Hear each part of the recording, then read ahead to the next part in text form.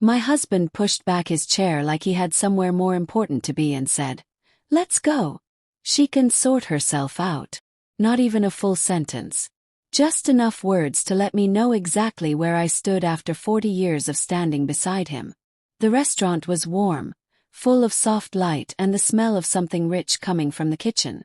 Piano music floated from a corner I could not see. And I sat there very still, with both hands folded on top of the white tablecloth, looking at the bill my son had just slid across to me like it was something he did not want to touch. Marcus had already closed his wallet. He had already paid for his wife, Renee. He had already covered his brother Jerome. He had already settled his own portion without blinking. Then he looked at mine and pushed it toward me without a word. The way you push aside a plate you are done with. Renee laughed.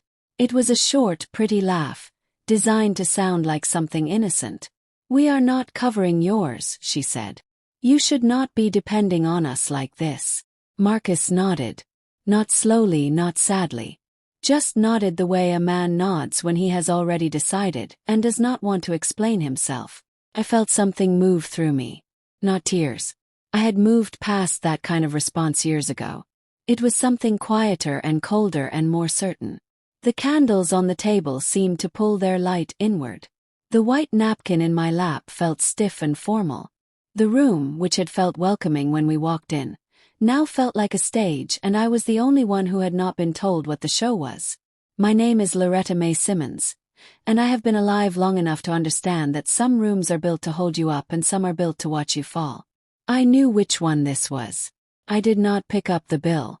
I kept my hands still and my face clear, and I looked at my son. I kept looking at him the way a woman looks at something she made with her own hands, something she poured years into, something she believed in longer than she probably should have. I kept waiting for the man I raised to appear somewhere behind his eyes. What I saw instead was someone who had learned to borrow courage from the person sitting next to him because he had never found a way to grow his own.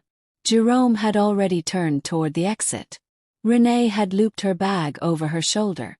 Marcus reached for his jacket. Then the maitre d' walked up to the table. He was a composed man, silver-haired, with a kind of careful calm that comes from decades of knowing exactly how a room should feel. He addressed me directly, his voice low and warm and perfectly placed. "Mrs. Simmons, I do apologize for interrupting.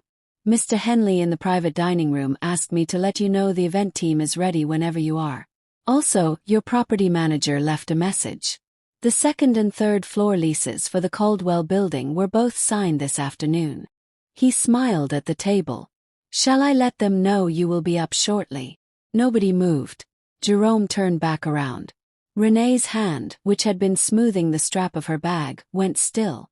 Marcus looked at me the way a person looks at something they thought they understood and have just discovered they were entirely wrong about. And right there, in the space that opened up between his face and mine, I want to stop for just a moment. "Family, tell me where you are watching this from tonight, because I know this kind of story does not only happen in one place." I set my hands flat on the table, easy and unhurried. "Please tell Mr. Henley I will be right up," I said. "And send my thanks to the leasing team." I looked at the bill that was still sitting in front of me. Then I looked up at the maitre d' and said, "Bring me the check for the full table, please." He nodded and took every folder without a single extra word. Renee looked at Marcus the way people look at each other when the ground has shifted, and neither one of them thought to bring a map. Marcus stared at the tablecloth. Jerome sat back down slowly, carefully, like a man reconsidering the weight of a chair he had assumed was safe. The restaurant I was sitting in was not mine by name. I had always kept distance between my identity and my holdings. I had learned early that quiet ownership is its own kind of protection. People behave differently around what they can see. What they cannot see, they cannot calculate. What they cannot calculate, they cannot use against you. My son knew I worked. He knew I had always worked. What he did not know, what none of them had thought to ask about in all the years I was cooking meals and covering bills and showing up before anyone called, was how far that work had actually taken me. They had enjoyed the results without ever wondering about the roots. When the full check arrived, I paid it. Every table, every glass, every course. I did it without looking up and without making it into anything more than what it was. A woman paying her bill at a table she had every right to sit at. 16 months before that dinner, my life still carried its usual shape. It was not without its cracks. I had stopped pretending that marriages age without changing. But there was still routine, and routine has a way of making things feel more solid than they are. Raymond still made coffee in the mornings. We still shared a newspaper. He with the sports and me with the business pages, which had always made him laugh in a way I used to find sweet and had more recently begun to find revealing. Tavienne and Renee had gotten married the previous spring in a garden ceremony that lasted 3 hours and cost more than my first house. I helped with the flowers and held my peace about the budget. Marcus had just been promoted at the firm. He called to tell me the same afternoon, and I could hear real pride in his voice, which made me proud in return. I thought things were settling into a new arrangement. I thought the family was simply growing, and that growth sometimes feels uncomfortable before it feels right. I told myself that because I wanted it to be true, and for a little while wanting was enough. Jerome was 26 then, the youngest, the one people still treated as a boy even when he walked into a room carrying himself like a man. He was working in tech, living downtown, visiting on holidays. He called more than Marcus did and listened more than Raymond did, and I had always loved that about him. He had Renee's ear too, in a way I did not fully understand until later. I made peace with the rhythms of that house. The shift in loyalties that comes when children choose their lives and partners fold into the center of those lives and everything else slowly moves to the edges. I understood it. What I did not expect was to be moved so far to the edge I could no longer see the table. Renee had a gift for managing impressions. I noticed it early and told myself it was just confidence. She was the kind of woman who entered a room and immediately knew which version of herself to present. Around Raymond she was respectful, measured, easy. Around Marcus, she was warm and slightly playful in a way that kept him leaning toward her. Around me she was careful. Not cold, careful. She always said the right things. She praised my cooking before touching her food. She asked about my work with genuine-sounding interest. But the questions were always slightly off, the way a question is when it is not really a question but a test. One Sunday she sat at my kitchen table watching me move between the stove and the counter and said, "You never stop, do you? I hope Marcus and I can build the kind of life you have one day." Sounded like a compliment. It was shaped like one. But I heard the thing inside it. The thing that noted what I had. The thing that was already thinking about who would have it next. I did not say anything. I just smiled and kept moving because I have lived long enough to know that not every observation needs a response. Some things are better received and held quietly until you know what to do with them. Marcus changed more slowly.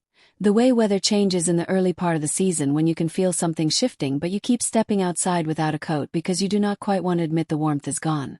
He stopped asking my opinion about things at work. He stopped telling me about problems before he had already decided on solutions. He started referencing what Renee thought in conversations where Renee was not present, offering her judgments the way you offer someone else's credential, as if her thinking had become the standard against which everything else, including mine, was now measured. Raymond noticed none of this or pretended not to. He had his own shifts happening quietly, ones I tried to name for a long time before I finally admitted what I was seeing. He had become pleasant in a way that no longer connected to anything real. He laughed at dinners and passed the bread and offered opinions on small things with ease. But when the room needed something honest said, he found somewhere else to look. I had a word for it by the time that dinner happened. Manage distance. He was present enough to keep the form of a marriage, and absent enough to never have to carry any of its weight. I want to tell you how that dinner invitation actually came about because it is important to understand that it did not feel dangerous when it arrived. Felt like exactly what it said it was. Marcus called on a Tuesday evening, cheerful, easy, nothing sharp in his voice. He said he wanted to take us out to celebrate a year of good news. New house, promotions, the baby that Renee was expecting. He named the restaurant and said he was handling everything, which should have been enough information right there if I had been paying the kind of attention I thought I was. Said yes. Course I said yes. He was my son. Raymond seemed pleased. He had dressed carefully that evening, which I noticed and put in the drawer where I kept noticing things. We drove separately because Raymond had an errand he said he needed to run first, but he arrived before us and was already at the table when Marcus walked me in. Jerome was already seated. Renee was already seated. There were 7 at the table including spouses and partners, and everyone greeted me warmly. The kind of warmth that arrives in advance of something else. I sat down, opened my menu, and decided to let the evening show me what it was. The food was extraordinary. I will give the restaurant that. Every course arrived with intention, and the staff moved through the room like they had studied how to be both invisible and present at the same time. I noticed the floor captain in particular. He had the bearing of someone who had been doing this work long enough to understand that what people remember about a restaurant is not always the food. It is whether they felt looked after.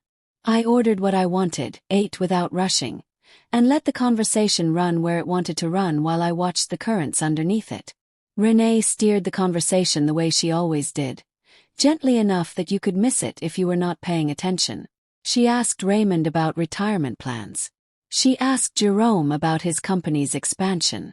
She told a story about someone in her office who had been struggling financially that somehow ended with a moral about people needing to carry their own weight.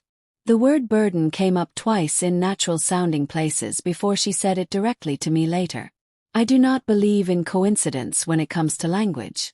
Words like that do not wander into conversation by accident. Marcus talked about the house, the renovation they were planning, the neighborhood and its projected value over the next decade. He had always been this way with money, calculating, forward-facing, tracking what things were worth and what they might become. I had thought it was a strength when he was younger. Watching it work at that table, I began to understand it was also how he had learned to think about people. Jerome was quieter than usual. I caught him watching me at one point with a look I could not fully read, and he glanced away when our eyes met, which told me something without saying anything. Raymond spent most of the dinner engaging with Marcus's side of the table and laughing at things that were only mildly funny. I recognized the performance. He was showing something to someone, though I was not yet sure what or to whom. When the dessert course arrived, I had already stopped expecting the evening to end well. Not because I had evidence of a specific plan. Because I had been a woman in my own family long enough to know the feeling of a room organizing itself around something I had not been told about. That feeling is not paranoia.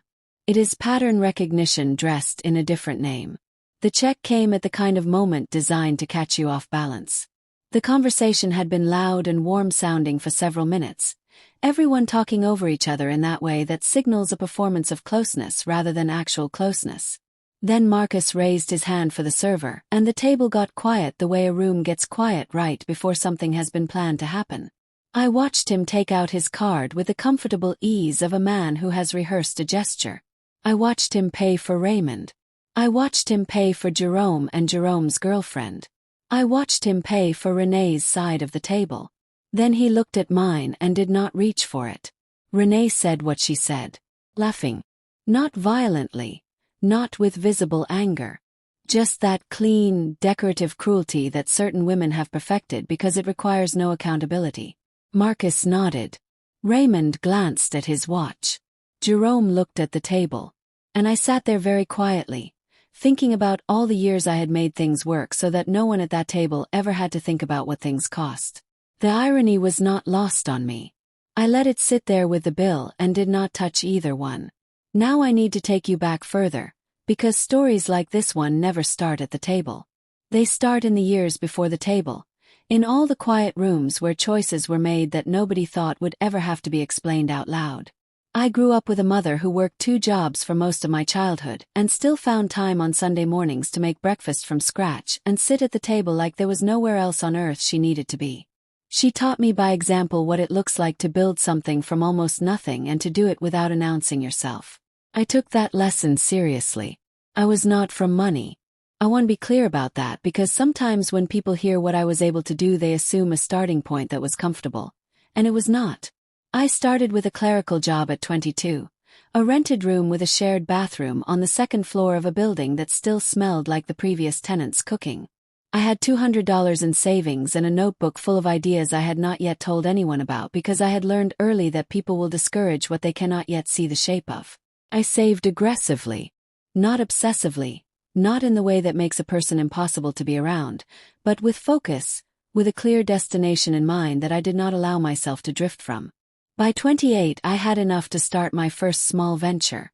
It was a property management contract, the kind most people turn down because the margins look thin and the work looks heavy. I took it because I understood that the margins grow when you understand the work better than anyone else in the room, and I was willing to do what it took to become that person. By the time I married Raymond, I had 3 contracts and a modest but real stake in 2 residential buildings. I did not lead with this information on dates. I did not lead with it at dinner parties. I have never believed that what you have is the first and most interesting thing about you. What I believed was that a person's relationship to their work tells you more about their character than their work itself. And I was paying attention to Raymond's relationship to his work when I decided to build a life alongside him. He was steady in those early years, present and reliable in the way that matters when babies arrive and sleep disappears and life becomes a kind of beautiful, exhausting chaos that asks everything from you all at once. Marcus was born in the 2nd year of our marriage. Jerome 3 years later. I worked through both pregnancies and returned quickly, not because I had to financially, but because I understood even then that the thing I was building needed continuous attention or it would slow, and slowing in business has a cost that shows up later in ways that are hard to reverse. Raymond supported that. He was proud in those years, genuinely and without condition. He told people about my work in the way someone brags about a person they truly admire, not with the undercurrent of competition that I would notice later, just warmth and respect and honest pride. Those were good years. I want to say that clearly because the ending of a thing does not erase its good middle, and I do not believe in revising the past to make the present easier to carry. We were happy for a long time. That is true. What is also true is that something in him began to shift when the distance between our incomes became impossible to ignore. He made good money. He always made good money. But good money and building are 2 different things. He spent what he earned not recklessly, but fully without residue. Vacations every year. Cars that reflected well at school pickups and neighborhood gatherings. Gifts that were generous and regular. He loved giving. I understood that. But I also noticed that he never asked how his giving and his spending compared to the growth I was quietly setting aside. And I think somewhere in his mind that gap became uncomfortable in ways he never brought to me directly. Instead, it arrived in small ways. A comment at dinner about women who are more focused on their portfolios than their families. A joke that lasted a little too long about wives who do not need their husbands. A silence when I mentioned a deal I was working on, where years before there had been real questions and interest. I did not challenge these things immediately. I took them in and watched to see if they were symptoms of something passing or something settling in. By the time Marcus was in high school, I knew they were the second thing. I adjusted how I shared information at home.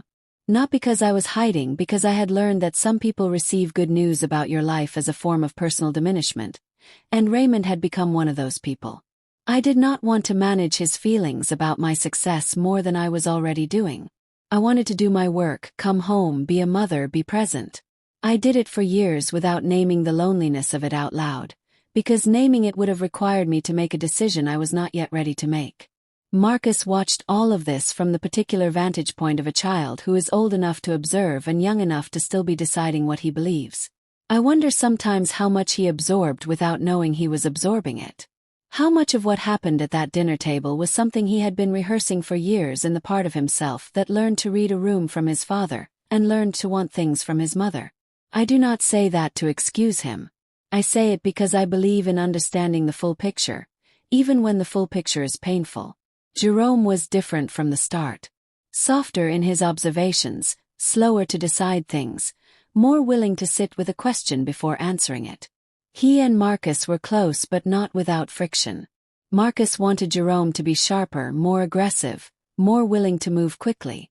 Jerome wanted Marcus to slow down enough to think. Renee pulled Marcus further in the direction he was already heading. Jerome got quieter as the years went on.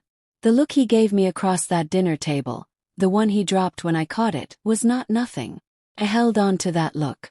Let me tell you about the Caldwell building because it is relevant to what happened that evening and to why the maitre d's words landed the way they did. The Caldwell was not my first building, but it was the first one I could see from the main street in a neighborhood that everyone in our circle knew. It was also the building I had owned quietly through a holding structure for years before anyone close to me connected my name to it. That was a choice. I had learned to hold things at a distance from people whose relationship to my resources I was not certain of. The leases that had been signed that afternoon were significant. Not just financially, though the revenue impact was meaningful. They were the final pieces of a 3-year consolidation I had been working toward. When those leases closed, the building's income profile shifted into a different category, and everything attached to it shifted with it. The message the maitre d' delivered was accurate in every word. What it did was simply make visible what had already been true for years. The only difference was the audience. I want to talk about Renee in a fuller way than I have so far, because she was not a simple person and simple explanations do her and the situation both a disservice. She grew up watching her mother stretch money in ways that required a kind of genius nobody in that house named as such. She watched wealth up close through a school scholarship and never quite shook the awareness of what she did not have. That awareness became ambition, and ambition without enough clarity about what you actually want has a tendency to look for shortcuts. She was not without ability. She was intelligent, socially fluent, capable of real warmth when warmth was to her benefit. What she lacked was patience for the long, slow kind of building that does not offer visible proof of progress for stretches of time. She wanted security, and she wanted it in a form she could touch. Marcus looked like the fastest path to that. I am not sure she was wrong about the calculation.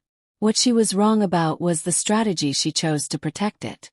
She began working on Marcus's perception of me somewhere around the 2nd year of their marriage. Not dramatically, not in ways you could pick up easily from a single conversation. But I know the shape of managed narrative when I have been its subject long enough. A question here about how I handled something at a family gathering. A gentle wonder there about whether I was really as supportive as I presented myself. A comparison once between how I treated Marcus and how Renee's own mother, she said with complete tenderness, simply let her children lead their lives without circling overhead. I never confronted these moments directly. The reason was not weakness. It was strategy. I understood that direct confrontation would have produced 2 things. A performance of apology from Renee and a tightening in Marcus that would have moved him further from me faster. I chose instead to stay the same. To be the same person I had always been. Consistent, present, available without being demanding, warm without being needy. I trusted that over time, if I simply remained myself, the gap between what he was being told and what he had actually experienced would eventually become visible to him. Raymond was not helping things. He had begun by this point spending more time in Marcus's world than he did in mine, which suited them both because Marcus wanted a version of his father's approval and Raymond wanted to feel central to something that was growing. They golfed together on weekends. They called each other in the evenings. Raymond attended Marcus's firm events in ways. He had stopped attending things that mattered to my work. Noticed. Always notice. What I chose to do with what I noticed is a different conversation. By the time Renee's pregnancy was confirmed, I had already begun making certain adjustments to my affairs. Not in anticipation of any specific event, but because I had been watching the patterns long enough to understand that something was consolidating around me that I needed to have clear records and clean structures for when it arrived. This is not dramatic. This is simply what it looks like to be a woman who has managed real resources for a long time and understands that clarity protects you in ways that reactivity cannot. I updated the documents on the Caldwell holdings. I reviewed the structure of the properties that were held through the management company. I had a conversation with my attorney, a woman named Phyllis who I had worked with for over a decade, about tightening the architecture of things so that nothing was ambiguous and nothing was exposed. Phyllis asked me if something specific had happened. I told her no, nothing specific. Just paying attention. She smiled in the way of someone who has seen enough of life to understand what paying attention actually costs. The month before the dinner invitation, Renee called me on a Wednesday afternoon. This was unusual. She typically communicated through Marcus or through a group message when the whole family was included. This was direct. Her voice was pleasant and easy, and she said she wanted to talk about holiday plans, which we did for about 10 minutes before she let the real subject surface. She mentioned, carefully, that she and Marcus had been thinking about the future. Their future. She said they wanted to talk to Raymond and me about some ideas they had. She used the word legacy, and I heard the shape of what she was actually saying. I told her I would love to have that conversation. I meant it, though perhaps not in the way she meant it. Some conversations teach you more before they happen than during them. What Renee communicated in that phone call, without knowing she had communicated it, was that someone was thinking about what I had built in terms of succession, in terms of access. I thanked her for the call and spent the following week going over everything with Phyllis. Not in panic. In preparation. There is an enormous difference between those two states, and I have been practicing the second one for a very long time. Jerome called me 3 days before the dinner. He said he heard about the invitation and wanted to check that I was going. I thought the question was strange enough to hold. Why would he need to check? Marcus had called me directly. Of course I was going. But Jerome asked the way someone asks a question that is covering a larger one they have not decided how to say yet. I asked him if there was something he wanted to tell me. He was quiet for 3 seconds, which is a long time in a telephone conversation when you are paying attention. He said, "Just make sure you have a good time, Mama." Held on to that too. Jerome called me Mama when he was emotional or when he was sorry about something. He had always been that way, more transparent than he intended to be. I told him I would, and I meant it, though my definition of a good time may have been different from what he was imagining. I went into that dinner with full knowledge of who I was and what I had. What I did not have was any interest in performing smallness for the comfort of people who had confused my silence with limitation. The days between that phone call and the dinner were ordinary on the surface. I went to the office. I reviewed the quarterly projections. I had lunch with my friend Celeste, who has known me since before Raymond, before children, before any of the things that are supposed to define you, and who still sees me as simply Loretta in a way that has always been a gift. I told her about the dinner invitation. She raised one eyebrow in a way that communicated an entire paragraph. I told her I was fine. She said she knew I was fine, and that was not the question she was asking. I wore a navy dress to the dinner because it is my best color and because I have never believed in diminishing yourself for the comfort of people who are expecting you to be smaller than you are. I did my hair simply and wore the gold earrings my mother left me because they connect me to something that none of that dinner table could touch or reshape or use. When I walked into the restaurant that evening, I walked in as myself, completely and without apology, and whatever happened around me, I was determined to carry that all the way to the end. After I paid the full check and the maitre d' had gone to prepare the private room, there was a quality to the silence at that table that I want you to understand. It was not the silence of people who are thinking. It was the silence of people who have been caught in the middle of a story they wrote for someone else and are now sitting inside the wrong ending. Marcus was the first to speak. He said my name quietly like a question. Not Mom. Name. The formal version, which is the version people use when they are no longer certain of their footing. I looked at him. I did not help him by saying anything first. I had given him many firsts over his entire life. He could have this one. He said he did not know. And then he said it again, like repetition might make it sound like more of an explanation. He did not know about the building. He did not know about the holdings. He thought I had some income and some savings, and that was the shape of what he had assumed. Renee was very still beside him. Jerome was looking at the tablecloth. Raymond had not spoken since the maitre d' left, and I was not going to turn to him first. I let Marcus finish. Then I said, simply and without temperature in my voice, "You didn't ask." Those 3 words sat on the table like something solid. Not an accusation, a fact. In 30 years of building the life that had just been introduced to him in the form of a maitre d's message, not one person at that table had ever looked me in the eyes and asked me what I was working on with real curiosity, real interest, real desire to understand. They had enjoyed the outcomes. They had not wanted the details. Renee tried to recover the room.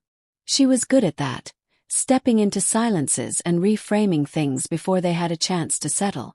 She said something about miscommunication. She said something about how none of this had been meant unkindly. She used the word family 3 times in quick succession, the way people use it when they want the word to do emotional work that their actions have not earned. I let her speak.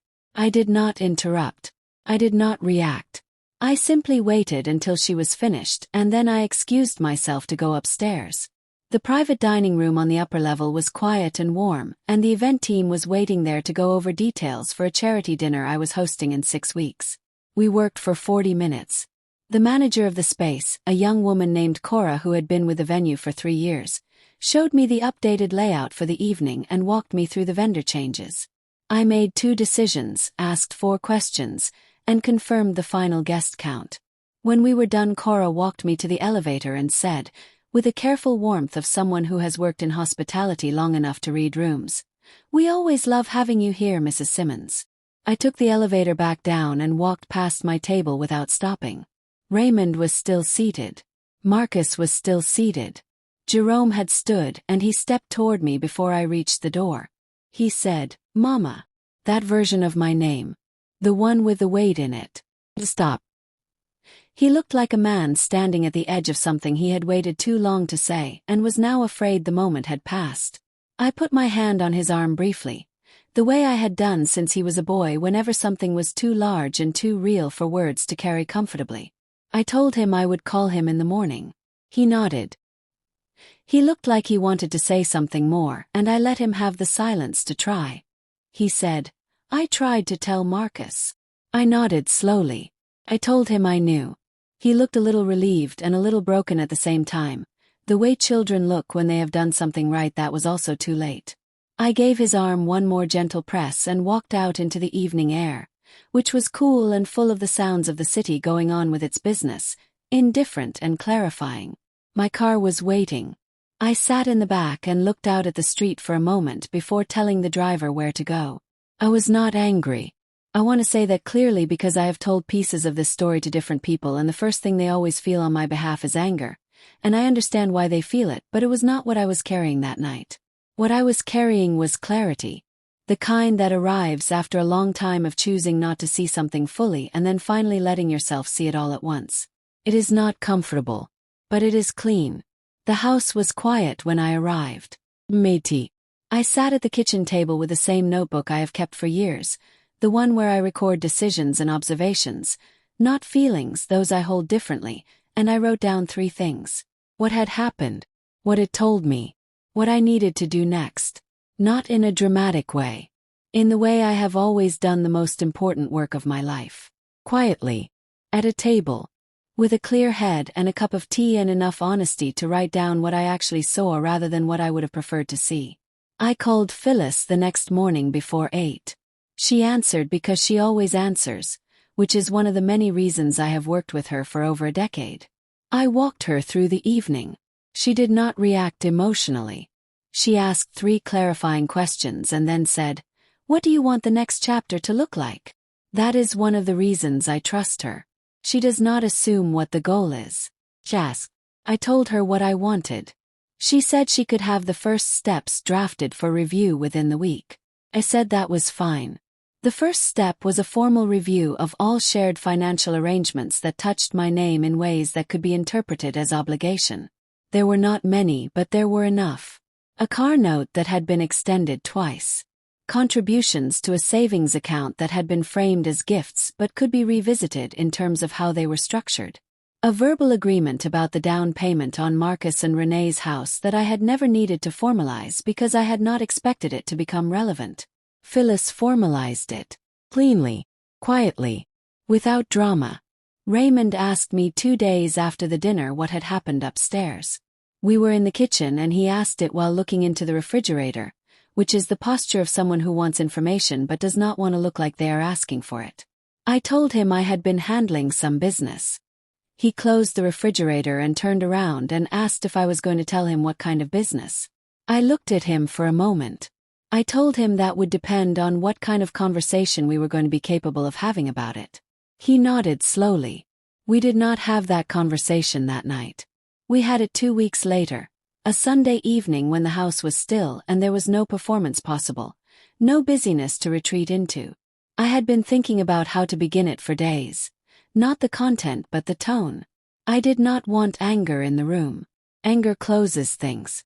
I wanted honesty, which is harder but which actually opens the path forward rather than just releasing pressure. I sat across from Raymond at the kitchen table and I told him what I had noticed over the years. Not as accusation, as account. As a woman giving an accurate description of what she had observed. He listened.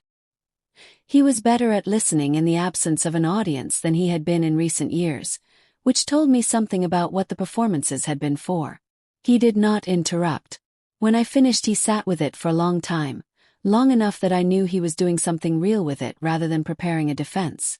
Then he said he had not seen himself clearly in a long time.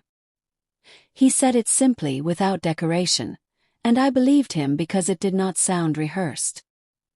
He said he had let things grow between him and Marcus that he should have addressed. He said Renee had filled a space that he had not intended to leave open. I did not respond immediately. I let his words settle the way you let something steep before you decide what you are tasting. He was not wrong in his description. He was late. But the description was accurate. I told him I appreciated his honesty. I told him I needed time to think about what came next for us. He nodded and he looked frightened, which was honest. And I respected the honesty even though the fear was arriving later than it should have. We went to bed that night without resolution and without performance, which was actually more real than most of our evenings had been in years. Marcus called the following Saturday morning. I let it ring the first time, not out of punishment but because I needed to be in the right state of mind to receive whatever he was bringing. When he called a second time, I answered. He was quieter than I had heard him in a long time. He said he had been thinking. He said he needed to talk. I told him I was available on Tuesday at 11 and gave him the address of my office, not my home, because I wanted that conversation to happen in a space that was mine without ambiguity, where he would have to be present on my terms for once. He arrived on time, which I noted. Renee was not with him, which I also noted. He was wearing the kind of clothes that say a person dressed carefully because they wanted to make a particular impression without appearing to have tried. He looked younger than his age in that office, which surprised me a little. I had forgotten that underneath everything he was still someone I had held when he was small enough to hold, and that version of him had not gone anywhere. It had simply been buried under years of learning the wrong lessons from the wrong people. I gave him coffee and let him start. He talked for a long time without me interrupting.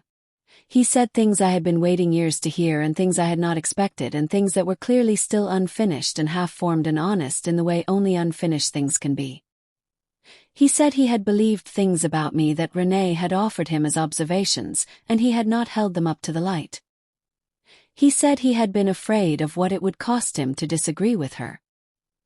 He said the dinner had not been his idea but he had not stopped it, which he understood was the same as having planned it.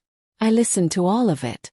Then I told him what I wanted him to understand, not about the business, not about the money, but about what it cost to be his mother in those years when I was present and steady and still being slowly written out of the story. I told him what it felt like to sit at that table and know it was arranged. I told him about the weight of choosing silence over confrontation for years because I believed in him. I told him that belief was still there but it was no longer unconditional and that unconditional belief, when it is one-sided, is not love.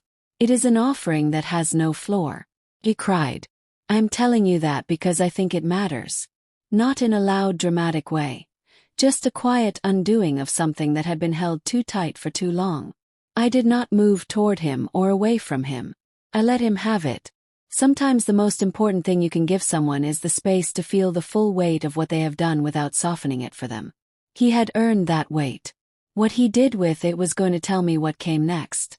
Let me tell you about Celeste because she is a part of this story too, in the way that good friends are always part of the story even when they are not in the room.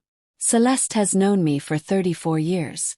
We met at a city council meeting, both of us attending for entirely different reasons, and we left together because we had talked for 2 hours and neither of us wanted to stop. She was running her own business then, a small marketing firm that has since grown into something considerably larger. We have watched each other build in a way that very few people in my life have. When I told her what had happened at the dinner, she was quiet for a moment in the particular way Celeste goes quiet when she is choosing which true thing to say first. Then she said, "You held them in a net and they thought they were holding you." I thought about that for a long time afterward. It was not precisely how I would have described it. I had not done it with intention. But intention does not determine outcome. What I had actually done, over years of protecting what I built and managing who knew what and why, was construct something that could not be dismantled from the outside. That was not strategy, not exactly. It was just the result of a woman who had learned early that what you show is what people try to take, and what you hold quietly is what you actually keep. I had applied that lesson to buildings and businesses without fully applying it to people, which is where the vulnerability had lived. I had given too much visibility to my willingness to help and not enough visibility to the fact that the help had limits, that I had limits, that a person who appears limitless becomes a resource people stop thinking of as a person. I spent a month after the dinner doing what I call a quiet inventory. Not of my finances, those were clear. An inventory of my relationships, what each one was actually built on and what it was costing me versus what it was giving me in terms of honesty and warmth and genuine connection. I went through that inventory slowly and without drama, and I made some adjustments. Not dramatic ones. Real ones. The kind that are invisible from the outside but change the internal architecture in ways that make everything afterward feel more accurate. Renee called once during that month. She left a voicemail that was very well constructed. Warm tone. No defensiveness. References to family and the baby and the future. She mentioned that she hoped we could get past whatever tension had built up. I noticed that she did not say what the tension had come from. I noticed that she named it as something that had built up between us, as if it were a weather condition neither of us had caused. I listened to the voicemail twice and then I called Phyllis and asked where we were on the documentation review. Phyllis told me we were on schedule. Raymond and I had 3 more real conversations over those weeks. Real in the sense that we were not performing for each other. He was trying, I could see that, and I respected the effort without yet knowing whether the effort was a beginning or a conclusion. We had been together for a long time. Long enough that the architecture of a life together does not simply disassemble because you have decided to be honest. It has to be looked at carefully, piece by piece, the way you take apart something structural, slowly, with attention to what is load-bearing and what is decoration. He told me during the second conversation that he had always been a little afraid of me. He used that word, afraid. I asked him what he meant. He said not afraid of anything I had done, afraid of what I was capable of, afraid that his own limitations would look larger beside what I could do. I sat with that for a long time. I had not known that was in him. And knowing it did not change what had happened. But it changed how I understood the years. And understanding changes the weight of things even when it does not change the things themselves. I am telling you all of this because I want you to understand that what happened in that restaurant was not a beginning. It was a surface. The real story was under the surface, in all those years of small choices and quiet accumulations, and things not said and things not asked and distances that opened gradually in places where closeness should have lived. A single evening cannot produce what happened that night. It takes years of preparation, most of it unconscious, for a table to become the thing that table became. I did not arrive there by accident, and neither did anyone else. 3 weeks after the dinner, I attended a gala for a local arts organization that I had supported for several years. It was an evening event, formal, in a venue downtown that I have always liked for its proportions and its light. I went alone, which felt right. I wore something red because red is not a color you wear when you are trying to disappear, and I had decided to stop disappearing. Several people at that event knew me professionally. Some of them had known me for years in the way that business communities produce knowing, through repeated contact and shared interest and the slow building of a kind of regard. A man I had known slightly for several years, Bernard, who ran a development firm that had done work adjacent to some of my holdings, asked me how the Caldwell renovation was progressing. I told him it was complete. He raised an eyebrow and asked if I had considered the adjacent parcels. I told him. He nodded with the respect of someone who has just recalibrated an assessment and found it needed to go higher. We talked for 20 minutes and exchanged information, and I drove home feeling something I had not felt in a social situation in years. Simply myself. fully and without apology. Marcus and I met twice more over the following months. The second meeting was different from the first. He had done something in the weeks between them. I could hear it in the way he spoke. He had sat with things. He had talked to someone, a therapist I would learn later, not because I asked him to, but because he had decided he needed to understand how he had gotten to the place where he could sit at a table and nod while his mother was humiliated. That decision told me more than anything he said in either meeting. He came to the second meeting with specific things. Not general apology, which is easy and means very little. Specific acknowledgement of specific moments and how they had landed. He named the dinner. He named things that predated the dinner. He named the phone call with Renee where she had asked him to come up with the evening. He named his role with eyes open and without packaging it as something more forgivable than it was. I listened to him the way I always listen to important things, quietly, without filling the space before it is ready to be filled. When he finished, I told him what I needed him to understand about moving forward. Not a list of conditions. A description of what it would look like for trust to return. Not as forgiveness transacted, but as relationship rebuilt, stone by stone, over time, through consistency. He said he understood. I told him understanding was the beginning. What would matter was what he did with it after the conversation ended and the feeling faded, which it always does. And all you are left with is the question of who you choose to be in the ordinary moments. Renee and Marcus separated not long after. I did not cause this. I want to be very clear about that because I know how easily a narrative like this one can become about a mother triumphing over a daughter-in-law. And that is not the story. The story is a young man who had given someone else the authority over his own moral compass and who finally, slowly, painfully, decided to take it back. What that cost was between them and their history and the child they share. And none of that is mine to own or celebrate. What I will say is that I watched my son in those months begin to locate something in himself that I had always believed was there and had spent years hoping would find its way to the surface. Not perfectly. He still made mistakes. He still defaulted sometimes to the easier interpretation of a situation. But he started catching himself. He started asking me questions with real curiosity. He started hearing my answers without immediately filtering them through someone else's conclusions. That is not a small thing. That is someone choosing to grow. Aaliyah, their daughter, was 18 months old when this all happened. She will not remember any of it consciously.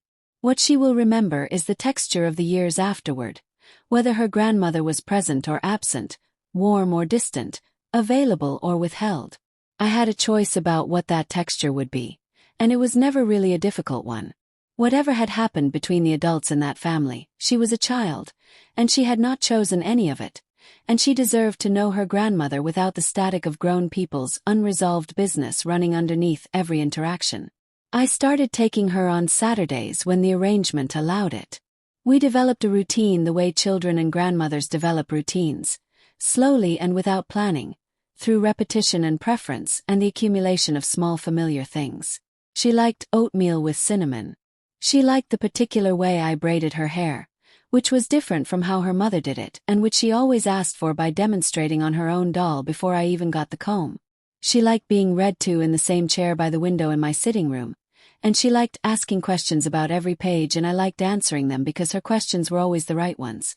My friend Gloria, who I have known almost as long as Celeste, threw a small dinner for my birthday that year. 6 women at a long table in her beautiful kitchen. And nobody brought anything heavy or unresolved because we had made that a rule years ago and it was one of the best rules any of us had ever agreed to. We ate and we laughed and someone told a story about her sister that made 3 of us choke and one of us actually had to put down her fork. And I sat in the middle of all of it thinking about how this, right here, this uncomplicated warmth between women who know you and are glad about it, is the kind of wealth that does not appear on any document Phyllis has ever drafted for me. I moved forward with the Caldwell expansion as planned. The adjacent parcels Bernard had mentioned were worth examining and I examined them. One made sense and we moved on it. The other needed more time and I gave it the time. I hired a young project manager, a woman named Dara who had been referred by someone at the gala, and who was exactly the kind of focused and direct and unglamorous worker I have always trusted more than the impressive ones. We developed a good working relationship. She asked good questions. She did not require my approval to feel confident. That combination is rarer than it should be. Raymond and I came to an understanding over the course of that year. Not a perfect one. I do not believe in perfect understandings between people who have been through what we had been through. But an honest one. He spent some time doing the kind of looking inward that I think he had been avoiding for most of his adult life. And what he found there surprised him in ways that showed in how he moved through our house and our conversations. He apologized for the dinner. Not just the moment of it, the years of it, the accumulation. He said it imperfectly and said it more than once, and I received it as what it was, late and sincere and not sufficient to undo anything but still worth something. We did not return to what we had been before because what we had been before was not fully honest, and I was not willing to return to performance at this point in my life. What we built instead was something smaller in form and more solid in substance. More accurate. We talked more carefully and more directly than we had in decades. We made fewer assumptions about what the other person was thinking and feeling. We ate dinner together with the television off, and sometimes we talked about real things, and sometimes we just sat in the same room in a way that was actually peaceful rather than managed. It was not romance. It was something more honest than romance. There was a Sunday morning about 8 months after the dinner when Marcus came over for breakfast for the first time without an occasion. No birthday, no holiday, just a Sunday. He brought Aaliyah, who ran to me at the door in the unself-conscious full-body way that small children run when they are completely certain of their welcome. I made eggs and toast and we sat at the kitchen table, and Marcus told me about a new client at his firm and asked my opinion and listened to my answer without rushing past it. It was so ordinary. And it was the most extraordinary thing that had happened in that house in years. There is something I want to say to whoever is watching this who is in the middle of their own version of this story. Whether you are the person who has been made to feel small by the people who should be standing beside you. Whether you are someone who made a terrible choice and is sitting with the weight of it. Whether you are the one who went quiet in the room when you should have spoken and you have been carrying that ever since. What I want to say is this. Clarity takes time, but it always arrives. What you do when it arrives is the whole thing. That is the whole thing. Jerome came to see me about 6 weeks after the dinner. He sat at my kitchen table with a cup of tea. He did not drink and told me what he had known and when he had known it and what he had chosen to do and not do with that knowledge. It was a hard conversation to sit through because Jerome's tenderness had always made his missteps feel more personal, not less. He had known the dinner was a setup. Not every detail, but enough. He had tried to warn me obliquely and decided oblique was sufficient. It was not. I told him that. Not with anger but clearly. I told him that the people we love do not need our protection from the truth. They need us to give them the truth cleanly so they can do something real with it. Protecting someone from honesty is not love. It is a kind of control that wears love's face. He received that. He sat with it the way Jerome has always sat with hard things, going quiet and still and letting it work through him before he responds. When he finally spoke, he said he understood and that he was sorry and that he did not want to be the kind of man who went quiet when quiet was the easiest and most cowardly option. I told him I believed him. I also told him that belief is a door I leave open, and what he does in the following months and years is what determines whether someone walks through it or stands on the step. He nodded. He drank his tea. He asked about Aaliyah. I told him she had learned to mash bananas by herself and considered it a serious achievement. He laughed, the real one, the one that goes all the way to his eyes. And something in the room relaxed, and we finished the afternoon without weight, which was its own kind of gift. I spoke at a business forum that winter, a regional gathering of women in commercial real estate. I had been invited before, but this year I accepted because something in me had shifted about being seen. I talked about building in public without losing the private architecture that holds everything up. I talked about visibility and protection and how you can be both present and secured if you are thoughtful about what you show and when. I did not mention my family. I did not mention the dinner. But I talked about what it costs to move through the world as a woman who builds quietly and what it gives you and what it requires you to protect. The response in that room told me something I had underestimated about other people's hunger for that kind of honesty. Afterward, 3 women approached me separately. Each of them said a version of the same thing, that they had been in similar positions, that they had carried similar experiences in professional silence, that hearing it named plainly by someone standing straight and unashamed had been worth the drive to the forum. I took their cards, called 2 of them. Those connections turned into real ones that have since mattered in ways I did not predict and am grateful for. Cora, the event manager from the restaurant, reached out to me several months later about a potential career shift. She had been approached about a position with a hospitality group that was expanding and wanted advice from someone who understood the industry from the ownership side. We had coffee. I gave her my honest read of the opportunity and the organization. She took the position and it turned out to be a good fit. She sent me a note 6 months later that said simply, "You told me the truth without making me afraid of it." I've kept that note. Dara, my project manager, found a problem in the Caldwell expansion timeline that would have cost us several weeks if it had gone unnoticed. She brought it to me on a Thursday afternoon with documentation and 2 proposed solutions and a recommendation between them. I looked at her solutions, asked 2 questions, and told her to implement the recommendation. Then I told her that the kind of person who brings you a problem with solutions already attached is exactly the kind of person you build with. She received it without excessive response. I appreciated that. There is a particular loneliness that belongs to women who build quietly. I want to name it because I have met too many women who carry it and think it is a private condition rather than a shared one. It is the loneliness of being the room everyone runs to when something needs doing and the person no one thinks to ask how they are. It is the loneliness of having your competence noticed and your personhood overlooked.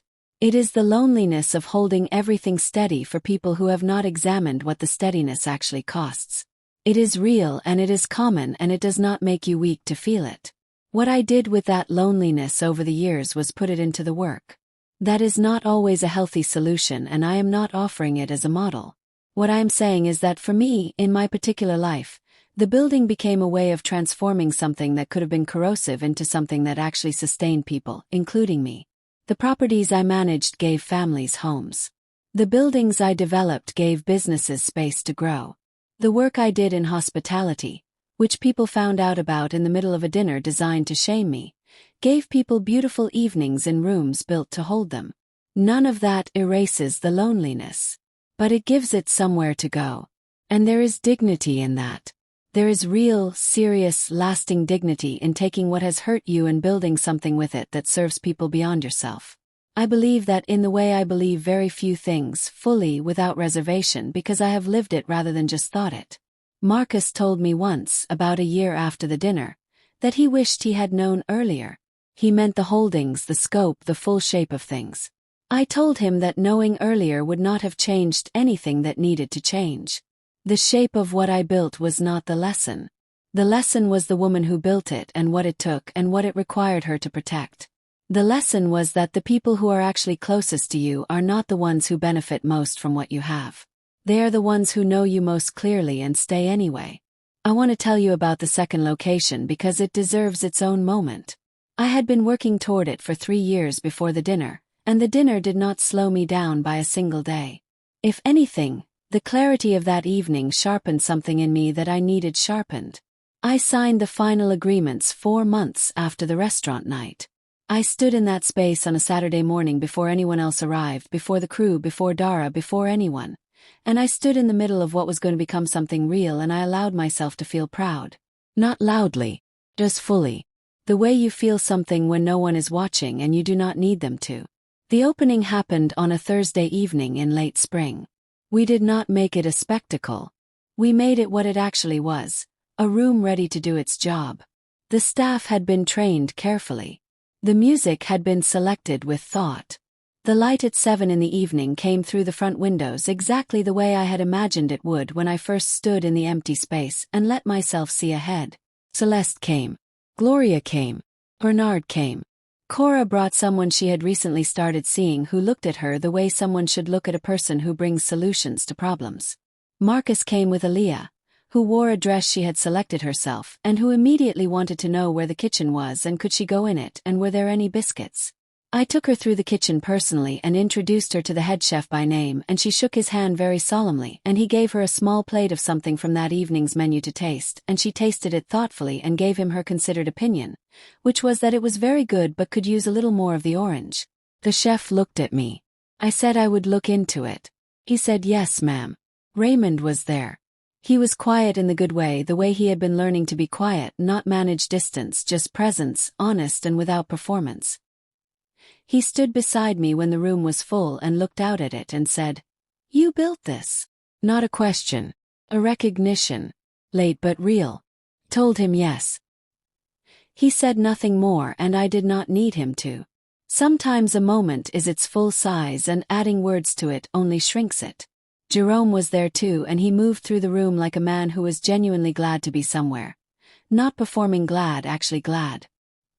He talked to Bernard for 20 minutes about something that made them both laugh repeatedly.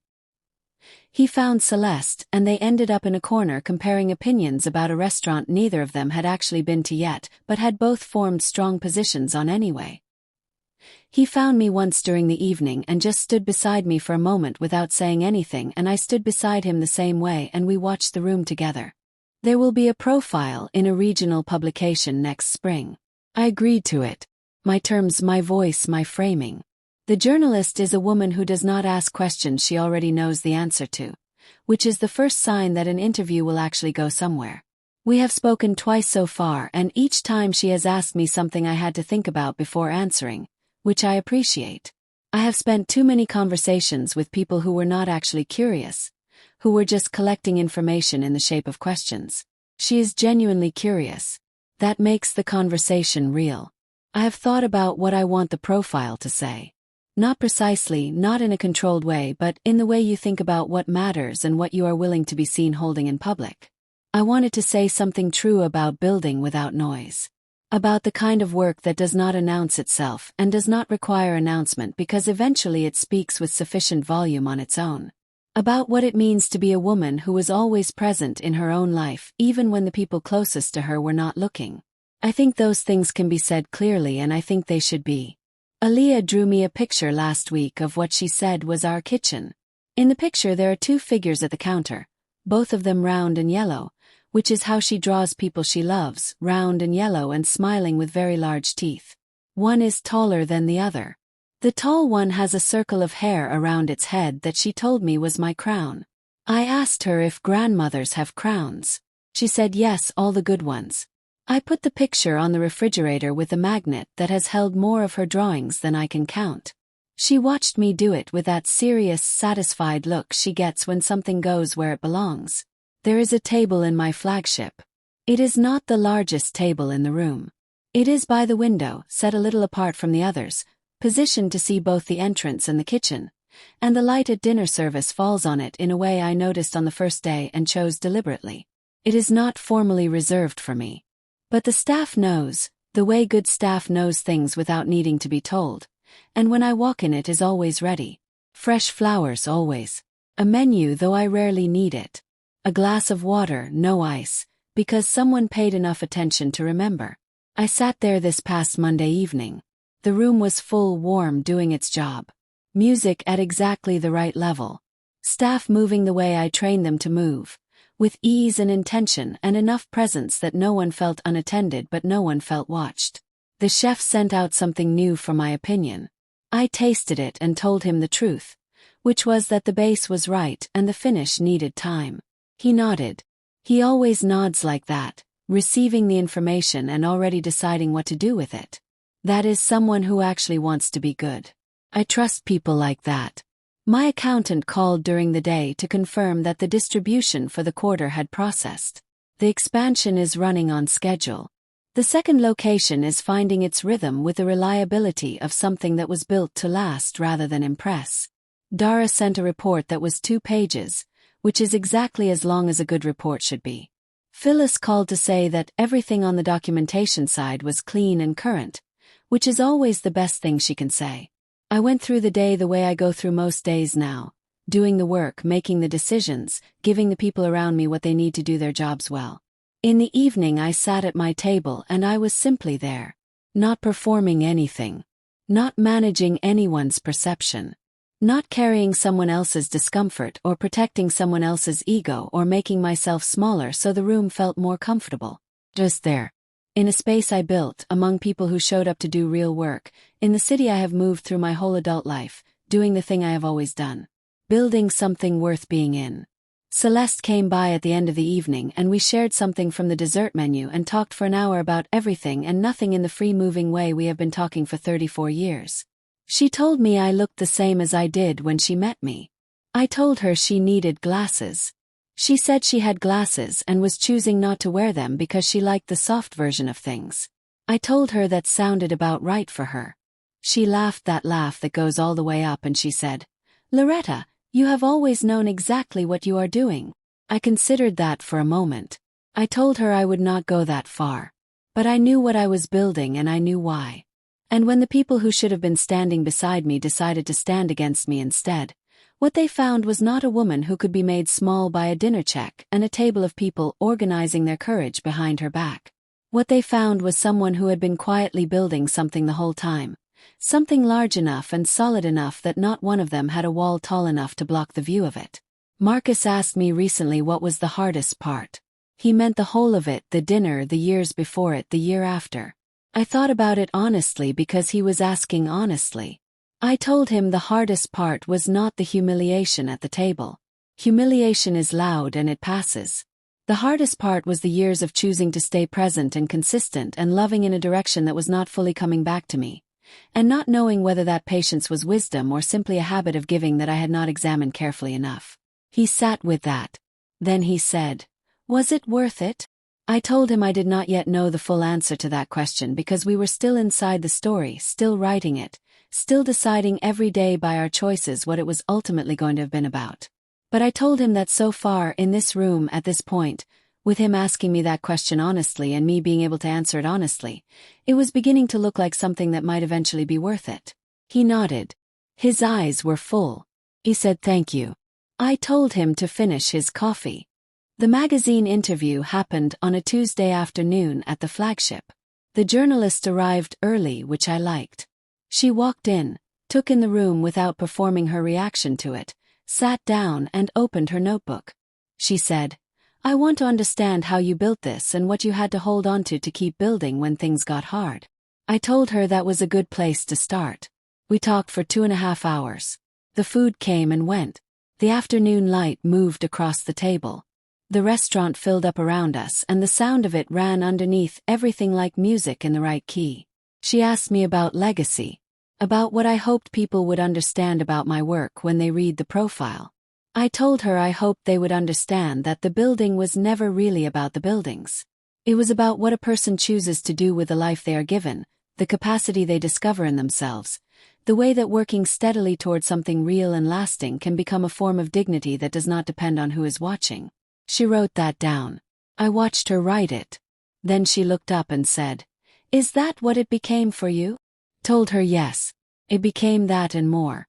It became a record of a woman who was told in different ways and at different volumes, by people who should have known better, that she was less than she was. And who decided, without dramatics, without performance, simply by continuing to do the work, to let the work answer that. The journalist smiled. Not the polished kind. The real kind. The kind that arrives when something lands exactly the way it was meant to. I appreciated it. I had earned that smile and she knew it. The profile came out in early spring. I read it at my table in the flagship on the morning it published. The chef sent out a small breakfast plate I had not ordered because he wanted to mark the occasion in his way, which is always through food, which is why he is excellent at his job. The room was quiet at that hour. Light through the front windows, soft and long, the kind of morning light that makes a room look like something you would remember. I read it straight through without stopping. They got it right. Not perfectly, nothing is perfectly right, but honestly right. The framing was accurate. The voice was mine. The story of the work was told with the seriousness it deserved. My name appeared in that publication beside the full shape of what I had built, not behind it, beside it, as a woman who was both the builder and the building, as someone who had chosen to be known for what she had actually done rather than who she had managed to stand near. I set the magazine down on the white tablecloth, took a breath, picked up my coffee. The room began to fill the way it fills every morning, with a particular energy of people arriving somewhere they chose to be. The staff moved through it with the ease I had built over years of careful hiring and honest management. The music was low and right. The flowers on my table were fresh, as they always are, because someone who works for me understood without being told that the details are the building, that what you give consistent attention to is what holds. I watched the room do what it was built to do, and I felt the thing I always feel when a thing I made does what I meant it to do. There were messages when I checked my phone. Celeste sent a single word, which was exactly right. Gloria sent 4 paragraphs, which was exactly her. Dara sent a professional note that still had warmth in it. Bernard called and left a voicemail that was complimentary without being excessive, which I expected from him. Marcus sent a text that said I deserved every word. I read it twice. I believed him. Jerome sent a voice message, and I could hear in his voice that he had already read it, that it had moved him, and that he wanted me to know it. I played it twice and then I put my phone away. Aaliyah called on her father's phone that afternoon, which she does sometimes when she has something to say that she has decided cannot wait. She said, "Grandma, Papa showed me your picture in the magazine." Told her yes. She said, "You look beautiful." I told her thank you.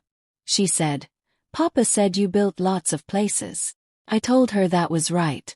There was a pause on her end, the kind that means she is thinking something through carefully, and then she said, "Did you build the place where we make pancakes?"